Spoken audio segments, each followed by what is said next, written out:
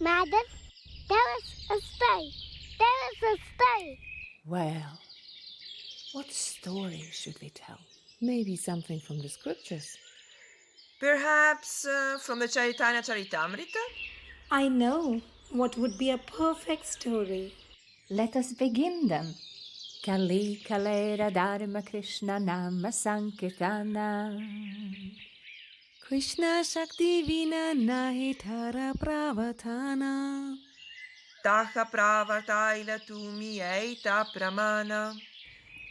Krishna Shakti Dhara Tumi Ite Nahi Aana. The fundamental religious system in the age of Kali is the chanting of the holy name of Krishna. Unless empowered by Krishna, one cannot propagate the Sankirtan movement of Krishna consciousness. Therefore, it is evident that you have been empowered by Lord Krishna. There is no question about it. Purport. The true Acharya, spiritual master of the entire world, must be considered an incarnation of Krishna's mercy. Indeed, he is personally embracing Krishna.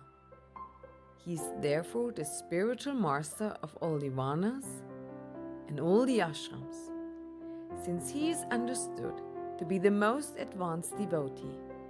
He is called Paramahamsa Thakura.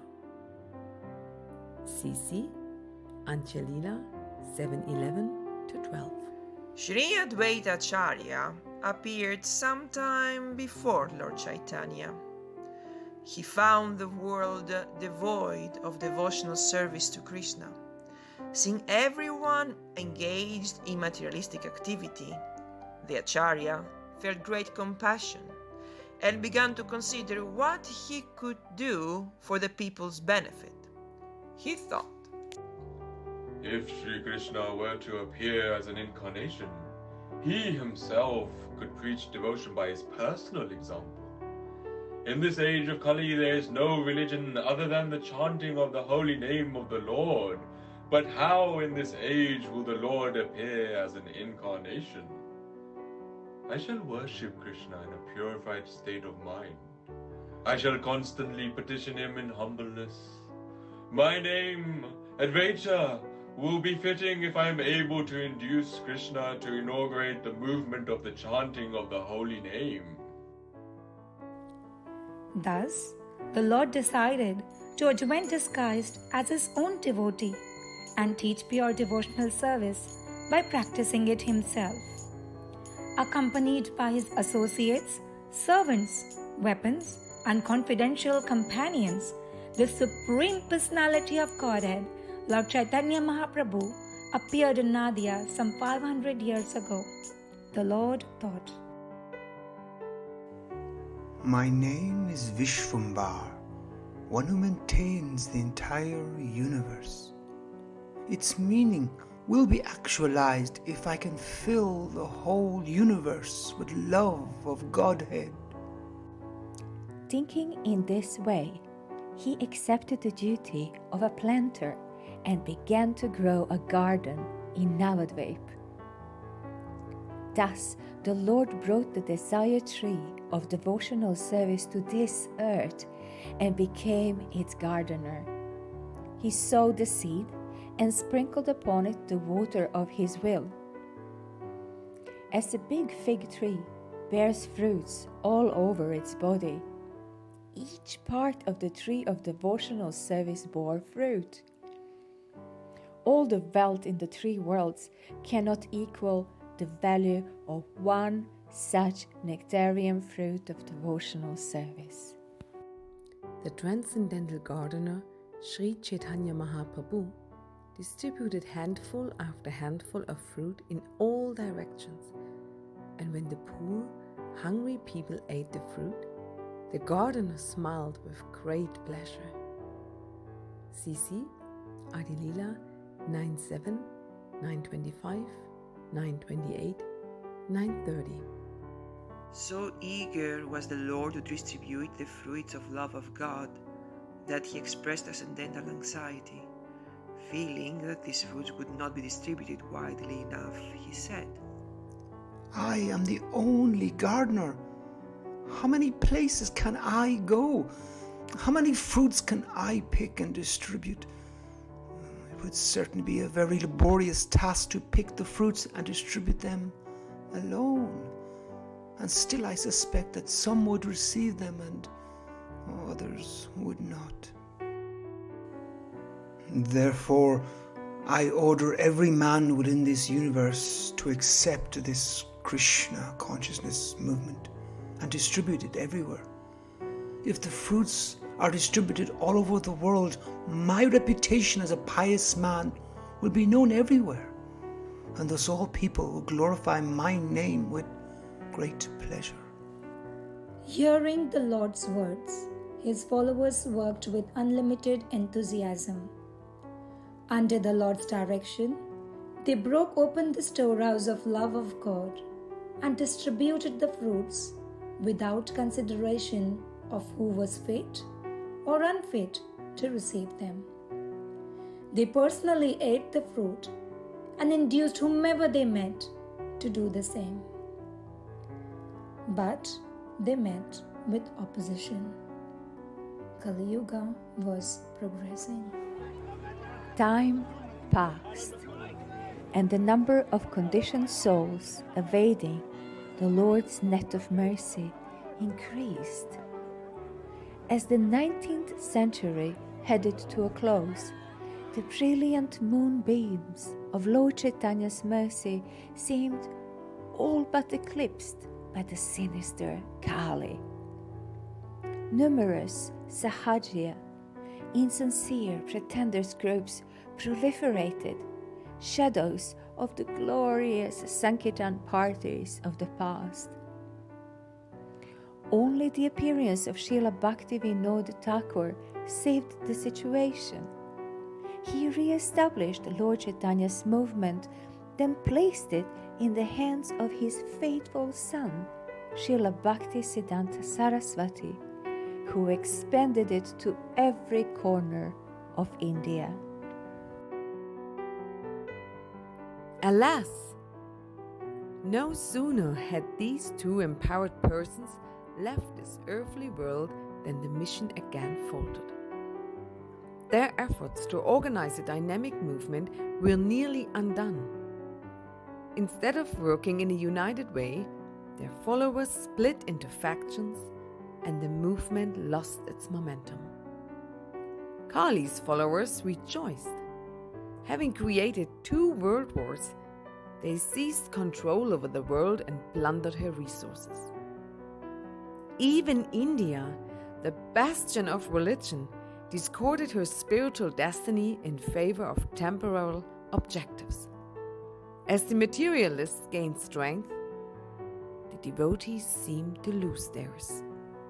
The unconquerable forward march of Srila Sarvati Thakura's legions ground to halt, jeopardizing the legacy of Srila Bhaktivinoda. Timely ringing of the temple bells and a full belly became the new measure of success.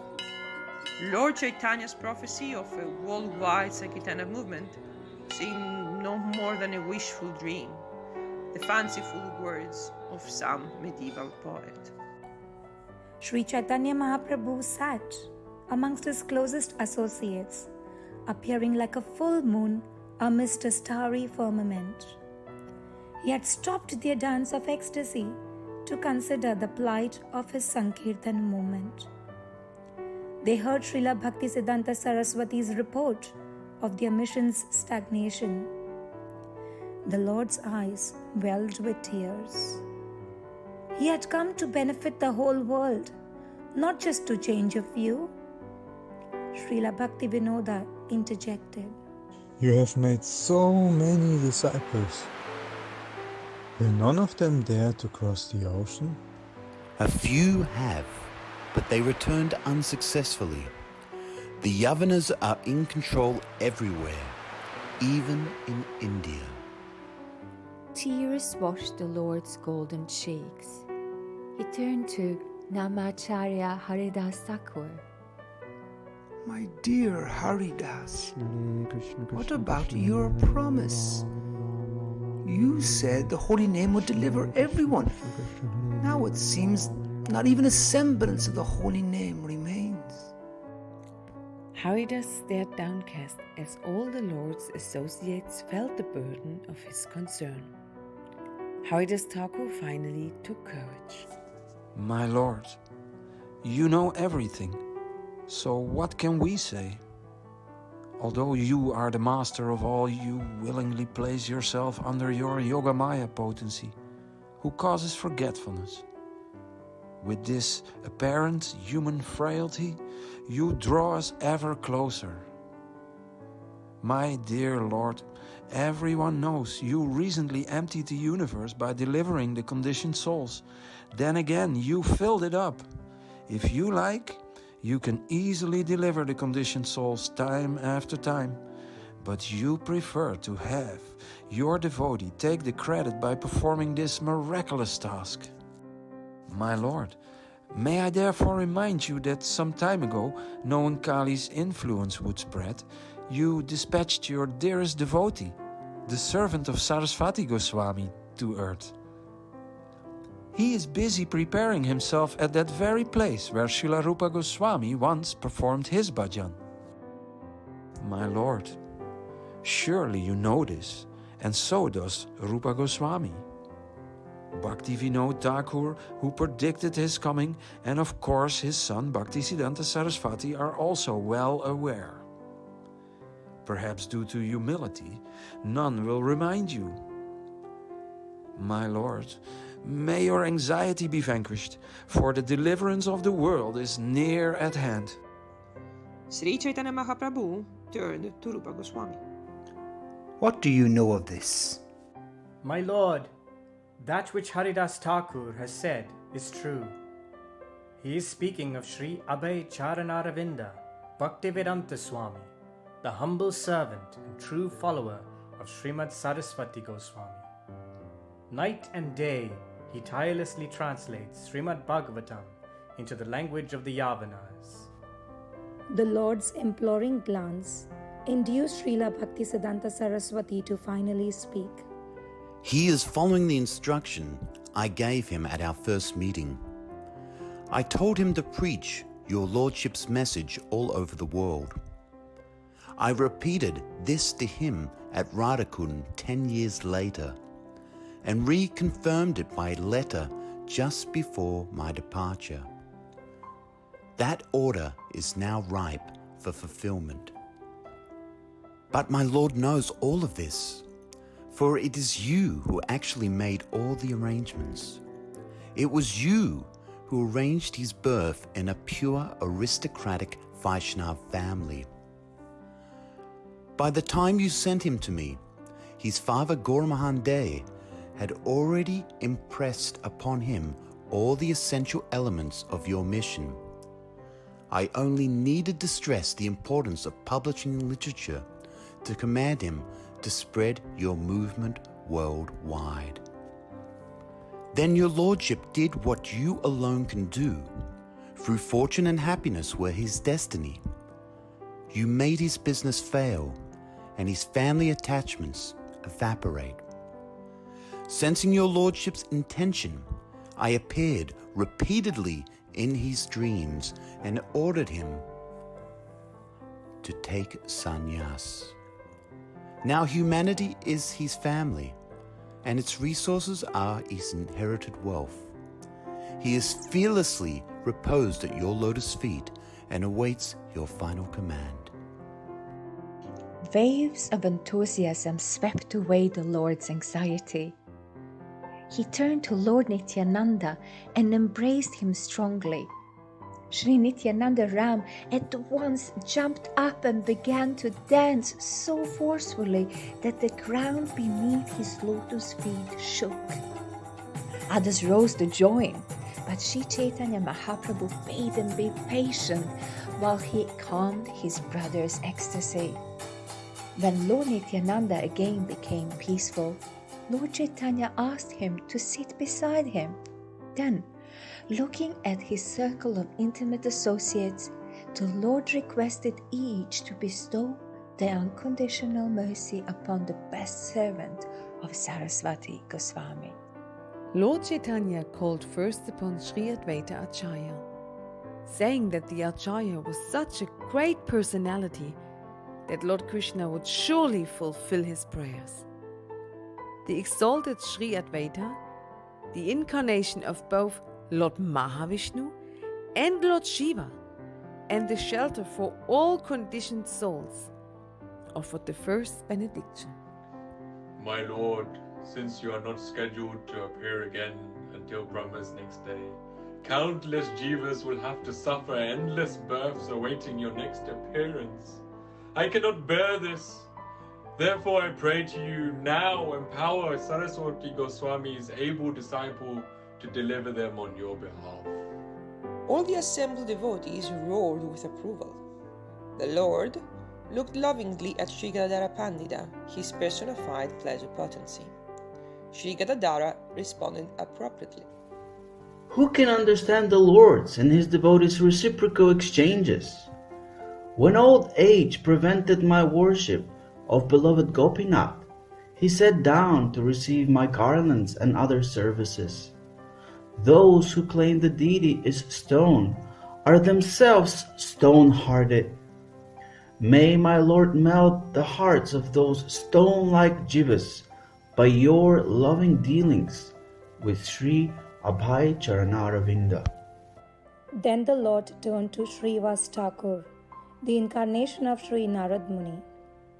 Srivas Thakur took his cue and pronounced, As you have enabled me to travel everywhere to preach your glories, please give him this same facility. Give him the key to every city of the world and to each and every heart that dwells therein. The circle of confidential associates beamed with joy. Bhattacharya, you are expert in the 6 philosophies. What boon will you grant? Sarvabhauma Bhattacharya confidently replied, drawing joyous approval from all. That he drives impersonalism and voidism from the face of this earth. Sri Ramananda Raya offered his blessings next. May you speak through his lips as you spoke through mine. May you allow him to reveal the most confidential truth concerning the spontaneous devotional service of the residents of Vrindavan. The Lord turned to Thakur Haridas. Namacharya, your blessing is most important of all. Which boon will you bestow on my fearless servitor? Haridas Thakur replied without hesitation. The power to give your pure holy name to everyone, no matter how lowly or fallen they may be. Lord Chaitanya surveyed his dearest followers, the 6 Goswamis. Srila Sanatana Goswami was the first to speak. He will carry Vrindavan Dham wherever he goes. He will establish the standard behavior of a Vaishnava by his words and deeds. Srila Rupa Goswami promised. His Sankirtan activities will churn the ocean of bhakti, producing a nectarian beverage which will intoxicate the entire world. Srila Raghunath Bhatta Goswami said, Srimad Bhagavatam is our life and soul. We never tire of hearing its narration. When I recite the Bhagavatam, Sri Rupa and Sri Sanatan derive such pleasure that they insist I sing every verse in 3 different tunes. Therefore, when Srila A.C Bhaktivedanta Swami causes the Bhagavatam to be sung in every language of the world, who can imagine how much pleasure it will give the Lord and his associates? Srila Raghunath Das Goswami said, My Lord, you saved me from the dark well of household life. but your departure left me burning in the fire of separation. Since you also delivered Bhaktivedanta Swami in much the same way, may that same bittersweet mood of separation for your lotus feet always burn within his heart as well. Srila Jiva Goswami said, His books will establish the philosophy of Achintya Bheda Bheda Tattva as the preeminent philosophical position. Srila Gopala Bhatta Goswami said, He will establish the worship of Sri Vigraha on every continent, in every nation, and in every town and village of the world. After hearing from the 6 Goswamis, the Lord turned to the best of poets.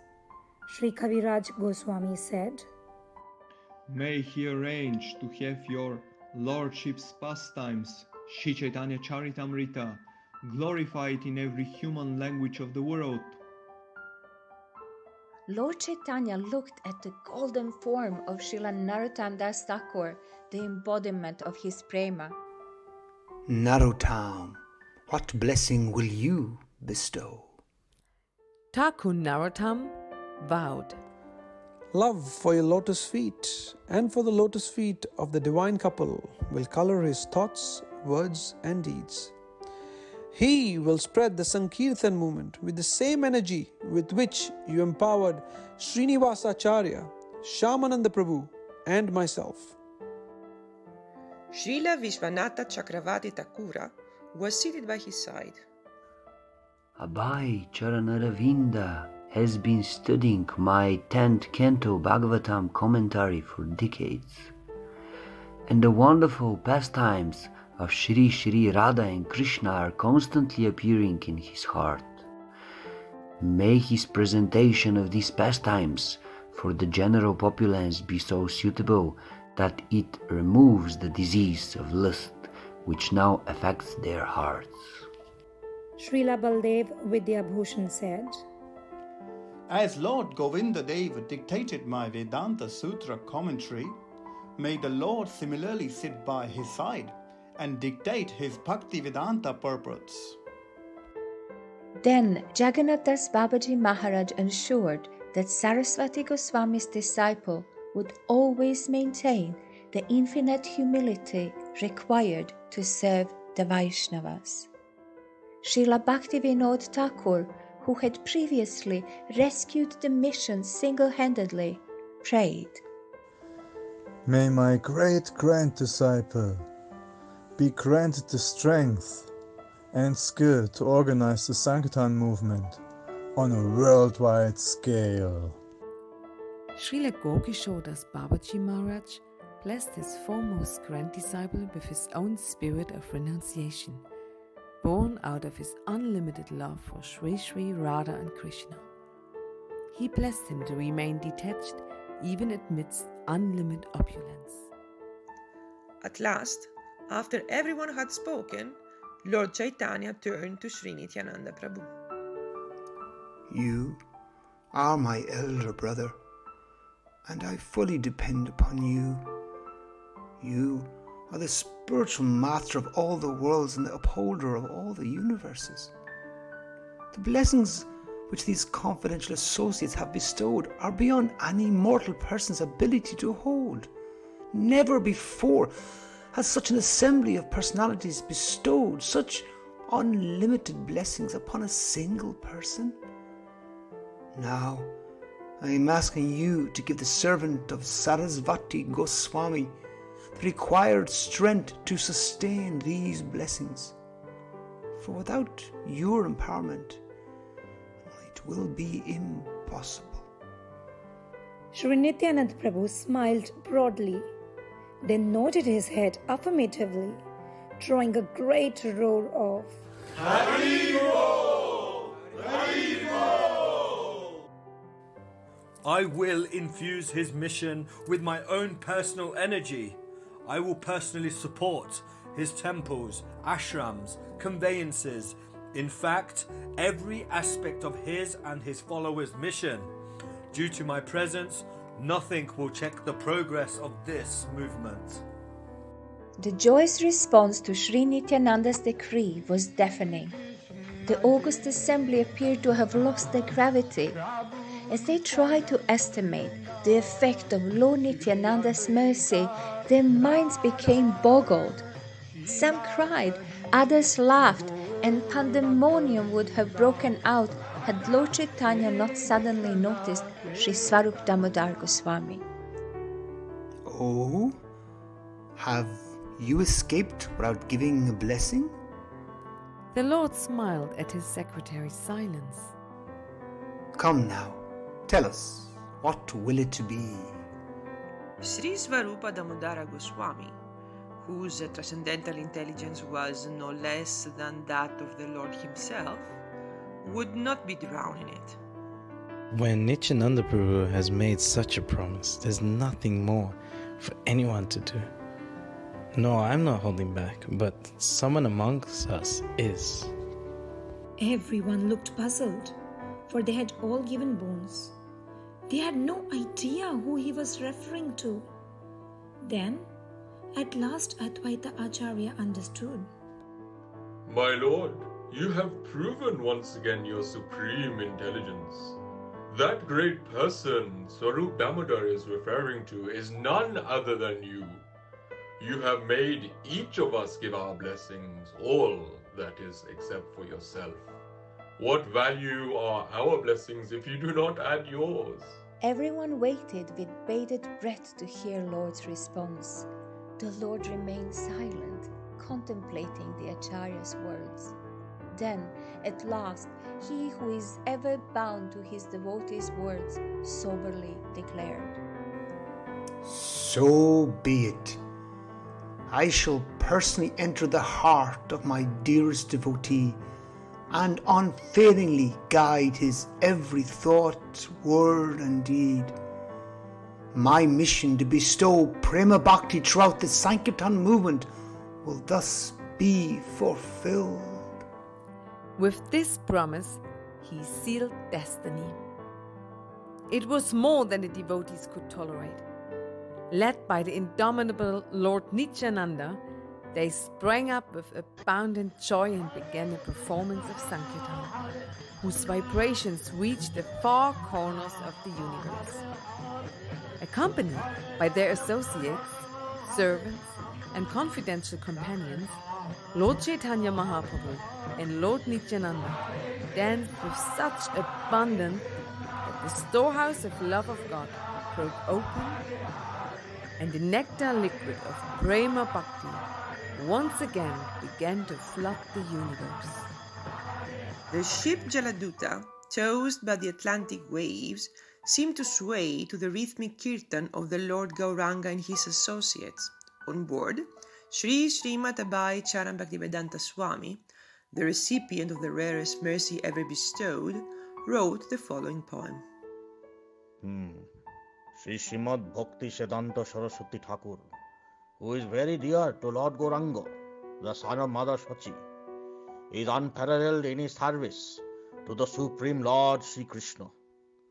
He is the great saintly spiritual master who bestows intense devotion to Krishna at different places throughout the world. So, by his strong desire, the holy name of Lord Gauranga will spread throughout all the countries of the Western world, in all the cities, towns and villages on the earth. From all the oceans, seas, rivers and springs, everyone will chant the holy name of Krishna. As the vast mercy of Sri Chaitanya Mahaprabhu conquers all directions, a flood of transcendental ecstasy will certainly cover the land. When all the sinful, miserable living entities become happy, the Vaishnava desire is then fulfilled. Although my Guru Maharaj ordered me to accomplish this mission, I am not worthy or fit to do it. I am very fallen and insignificant. Therefore, O Lord, now I am begging for your mercy so that I may become worthy, for you are the wisest and most experienced of all. The kirtan of Sri Chaitanya Mahaprabhu and his associates continued on and on without end. The Jaladuta plied forward until it reached Boston Harbor. As Srimad A.C Bhaktivedanta Swami's lotus feet touched western soil for the first time, he prayed, "O Lord, I am just like a puppet in your hands. So if you have brought me here to dance, then make me dance. Make me dance, O Lord. Make me dance as you like." Lotus feet giving me such shelter. Lotus hands brush my tears away. Lotus eyes soothing my